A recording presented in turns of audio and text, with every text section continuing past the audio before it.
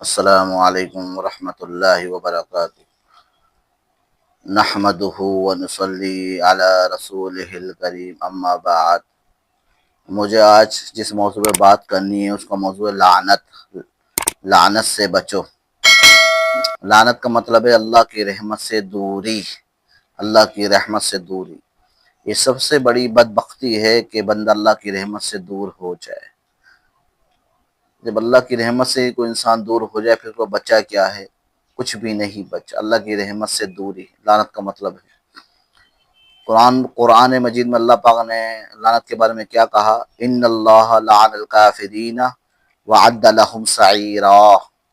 سورۃ الاحزاب ہے، آیت 64 ہے۔ ان الکافرین لعن الکافرین وعد لهم سعیرا۔ اللہ فرماتے ہیں یقین اللہ نے کافروں پر لعنت کی ہے اور ان کے لیے بھڑکتی ہوئی آگ اللہ نے تیار کر رکھی ہوئی ہے کافروں کے لیے۔ اور فَبِمَا نَقْضِهِم مِّيثَاقَهُمْ لَعَنَّاهُمْ فَبِمَا نَقْضِهِم مِّيثَاقَهُمْ لَعَنَّاهُمْ۔ سورۃ النساء آیت 155۔ اللہ فرماتے ہیں کہ وعدہ توڑنے کی وجہ سے ہم نے ان پر لعنت کی ہے۔ کافروں کے وعدہ توڑنے کی وجہ سے ہم نے کافروں پر لعنت کی ہے۔ اور کن اعمال پر اللہ لعنت کرتا ہے؟ کفر اور شرک کرنے پر اللہ پاک لعنت کرتے ہیں، ماں باپ کی نافرمانی کرنے والوں پر لعنت ہے، سود کھانے والوں پر لعنت ہے، جھوٹی گواہی دینے والوں پر لعنت ہے، تہمت لگانے والوں پہ لعنت ہے، اور ظلم و زیادتی کرنے والوں پہ لعنت ہے۔ تو ہم نے سارے کاموں سے بچنا ہے۔ کفر سے بچنا ہے، شرک سے بچنا ہے، والدین کی نافرمانی سے بچنا ہے، سود کھانے سے بچنا ہے، رشوت دینے سے لینے سے بچنا ہے، جھوٹی گواہی دینے سے بچنا ہے، کسی پہ تہمت لگانے سے بچنا ہے، ظلم زیادتی سے بچنا ہے۔ یہ ساری گندگی ہے، نجاست ہے، یہ باطنی نجاست ہے، ان سب سے بچنا ہے۔ یہ اعمال انسان کی برباد کر دیتے ہیں اور اللہ کی لعنت ہے ایسے لوگوں پہ جو اس میں مبتلا ہے۔ تو اگر کسی مسلمان کے اندر یہ عادت ہے شرک کی، نعوذ باللہ، وہ رب کے علاوہ کسی اور سے مدد مانگتا ہے، مدد صرف اللہ سے مانگ سکتے، کسی اور سے نہیں مانگ سکتے۔ ایاک نعبد و ایاک نستعین۔ اللہ فرما رہے ہیں ہم ہر نماز میں یہ اقرار کرتے ہیں، پانچوں نماز میں، اور ہر رکعت میں پڑھنی ہوتی ہے سورۃ فاتحہ۔ اے اللہ ہم تیری ہی عبادت کرتے ہیں، تجھ ہی سے مدد مانگتے ہیں۔ اور جب اللہ فرمایا لیس اللہ بکافٍ عبدہ، جب اپنے بندوں کو کافی نہیں ہوں، تو ہمیں اللہ کی مدد چاہیے، کسی اور کی مدد نہیں چاہیے۔ دنیا اللہ نے اسباب کے تحت بنائی، وہ الگ بات ہے اسباب کو اپنانا، لیکن مردوں سے مدد مانگنا، ان سے اولاد مانگنا کہ بیٹے دے دے اولاد دے دے، یہ اللہ کو ناپسند ہے۔ اور کوئی بھی اپنے ساتھ شرک عورت نہیں کرتی برداشت، تو اللہ کیسے برداشت کرے؟ تو ہم نے کیا کرنا ہے؟ شرک سے بچنا ہے، والدین کی نافرمانی سے بچنا ہے۔ کوئی اگر مبتلا ہے تو معافی مانگے۔ ہمارے رسول پاک صلی اللہ علیہ وسلم فرمایا ہمیشہ کی نماز پڑھا رہا ہوں اور میری ماں کے بیٹا محمد تمہیں نماز توڑ دوں گا۔ جی اماں جی، کیا حکم ہے؟ میں خود رات نماز پڑھ رہا تھا، سورۃ وتر پڑھ رہا تھا، دوسری رکعت کے اتحیات پہ بیٹھا ہوا تھا، میری والدہ سے دودھ آیا تو اس کا ڈھکن نہیں کھل رہا تھا، تو میری والدہ نے آواز دی محمود محمود۔ دو تین میں پریشان ہو گیا، میں نماز توڑوں یا میں نیچے جاؤں، میں نماز توڑوں یا نماز پڑھتا رہوں؟ والدہ کی آواز آئی، میری والدہ کو نہیں پتا کہ میں نماز پڑھ رہا ہوں کہ میں چھت پہ تھا، محمود محمود۔ تو میں نے یہ فیصلہ کیا، میرے سامنے آ گیا، اللہ کے نبی نے فرمایا کہ میری ماں کہتی بیٹا میں عشاء کی نماز پڑھ رہا ہوتا، فرض نماز عشاء کی، پیچھے صحابہ ہوتے، میری ماں کہتی بیٹا محمد نماز توڑ دیتا۔ میرے سامنے یہ بات آ گئی، میں نے نماز توڑی اور جا کے اپنی امی کی بات سنی۔ جی امی نے کہا بیٹا دودھ کا ڈھکن کھول دینا، یہ بڑا سخت بند کیا ہوا ہے دودھ والے نے۔ میں نے کھولا اور میں نے کہا امی میں نماز پڑھ رہا تھا۔ پھر میں نے آ کے اپنی دوبارہ 3 وتر دوبارہ سے شروع سے پڑھی۔ تو اور رسول پاک صلی اللہ علیہ وسلم نے باپ کی رضا رب کی رضا میں ہے اور باپ کی ناراضگی رب کی ناراضگی ہے۔ تو ہم نے والدین کی نافرمانی سے بچنا ہے، سود کھانے سے ہی بچنا ہے، سود بڑا گناہ ہے، اللہ بچائے۔ حدیث میں قرآن میں آتا ہے، اللہ پاک فرماتے ہیں سود کھانے والا اللہ اس کے رسول سے اعلان جنگ کر رہا ہے۔ میرے بھائی، اللہ اس کے رسول سے اعلان جنگ کرنے والا، دنیا بھی اس کی برباد ہے اور آخرت بھی برباد ہے۔ لوگ بینکوں سے سود لے رہے، ادھار لے رہے اور سود لے کر اپنا کاروبار کر رہے ہیں۔ اب پہلے ہی آپ نے اعلان جنگ کر دیا اللہ سے سود لے کر، کیا آپ کے کاروبار میں برکت ہوگی؟ کیا آپ کو فائدہ ہوگا؟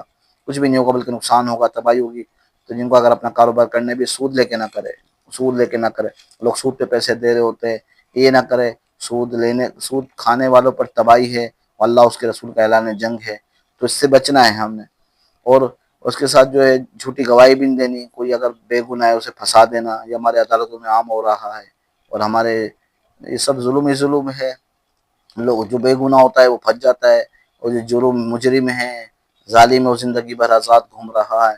تو اس جھوٹی گواہی نہیں دینی کسی کے خلاف، پیسے لے کے آپ کو دیکھنا ہے کہ اللہ مجھے دیکھ رہا ہے، اگر میں جھوٹی گواہی دوں گا تو آپ کی دنیا بھی گئی، اور آخر تھوڑے پیسے تو آپ کو مل جائے گے، دو چار کچھ لاکھ روپے، ہزاروں روپے، لیکن آپ کی دنیا بھی گئی، آخر بھی گئی۔ جھوٹی گواہی نہیں دینی بہت بڑا گناہ ہے، اور ظلم زیادتی بھی نہیں کرنی، کسی پر ظلم کرے، بیوی پر، بچوں پر، اپنے سے کمزور پر، کہ اللہ نے اگر تجھے طاقت دی تو کمزور پہ ظلم کرا ہے، یہ بھی نہیں کرنا ہے، بڑا گناہ ہے، بہت بڑا گناہ ہے، اس پہ زیادتی نہیں کرنی۔ ان سب پر اللہ کی لعنت ہے، جو کوئی مبتلا ہے تو وہ توبہ کر لے، اور اللہ کی رحمت کی دوری جو ہو رہی ہے اس سے بچے، اور اللہ سے معافی مانگے۔ اور نبی پاک صلی اللہ علیہ وسلم نے فرمایا اللہ کی لعنت ہے رشوت دینے والے پر اور لینے والے پر، دونوں پر اللہ کی لعنت ہے۔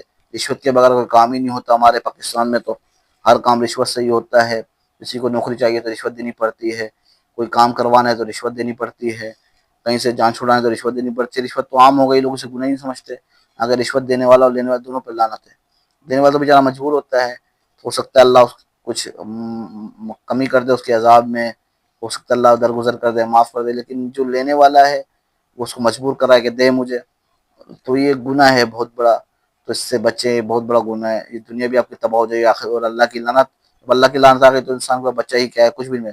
لعنت کی تباہ کاری کیا ہے کہ انسان کا دل سخت ہو جاتا ہے، پھر دل نہیں کرتا نماز پڑھنے کو، پھر کسی پہ رحم نہیں آتا، پھر قرآن پڑھنے کو دل نہیں کرتا، دل سخت ہو جاتا ہے انسان کا، پھر کوئی نیکی کرنے کو دل چاہتے ہی نہیں ہے، اور زندگی جو بے برکت ہو جاتی ہے، زندگی میں مزہ ہی نہیں آتا، زندگی پریشان، ہر وقت پریشان، ٹینشن میں، راتوں کو نیند نہیں آ رہی، گولیاں کھا رہا ہے پھر بھی نیند نہیں آ رہی، دن میں پریشان، بے چینی، کچھ ہو جائے گا، کچھ ہو جائے گا، تو اللہ پاک برکت چھین لیتے ہیں زندگی کے اندر، اور دعا مانگتا ہے قبول نہیں ہوتی کہ اللہ مجھے پریشان دور کر دے، یہ کر دے، پھنس جاتا ہے، تو اس کی قبول نہیں ہوتی، اور آخر میں جہنم کی سزا کا سامنا ہوگا۔ لعنت کی تباہ کاری اتنی زیادہ ہے، تو ہم نے سب سے بچنا ہے، بہت نقصان ہے۔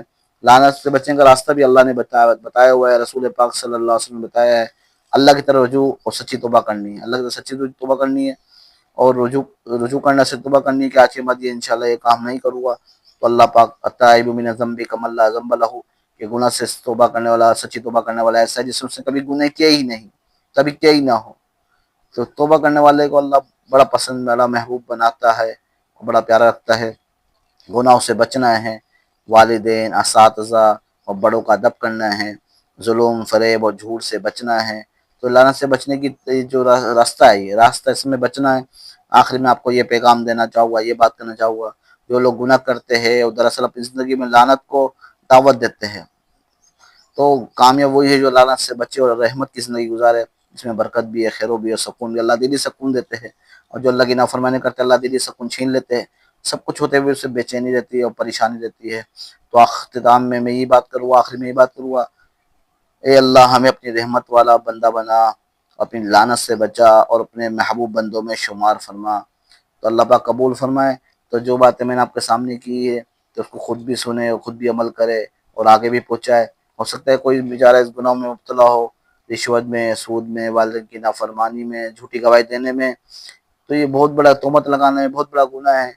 رسول پاک صلی اللہ علیہ وسلم نے اگر کوئی آدمی کسی پاک دامن پر تہمت لگا دے اور 100 سال بھی سجدے میں پڑا رہے، کتنا، 100 سال، 100 سال، تو بہت لوگ جاتے ہیں 100 سال کی عمر، لوگ تو پہلے 60 70 چل دیتے ہیں اور پہلے بھی چلے جاتے ہیں، لیکن 100 سال تک میرے کو سجدے میں پڑا ہے، سجدے میں پڑا رہنا بہت مشکل کام ہے، کسی سجدے میں پڑا رہنا، کھائے نہ پیے نہ سوئے نہ کمائے، بس صرف سجدے میں پڑا رہے، 100 سال سجدے میں پڑا رہے، سجدے میں پڑا رہے، اور وہ معافی مانگے اپنے گناہ کی اللہ سے، اور تو اللہ فرما رہے، اللہ پاک ایسا آدمی پھر بھی جہنم میں جائے گا اگر وہ اس عورت سے جا کے معافی نہ مانگے۔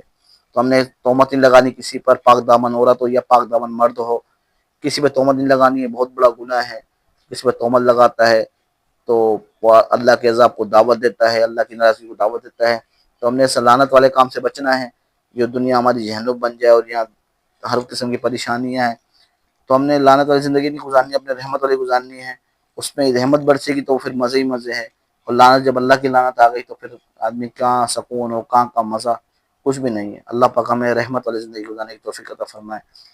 ٹھیک ہے، والسلام علیکم ورحمۃ اللہ وبرکاتہ۔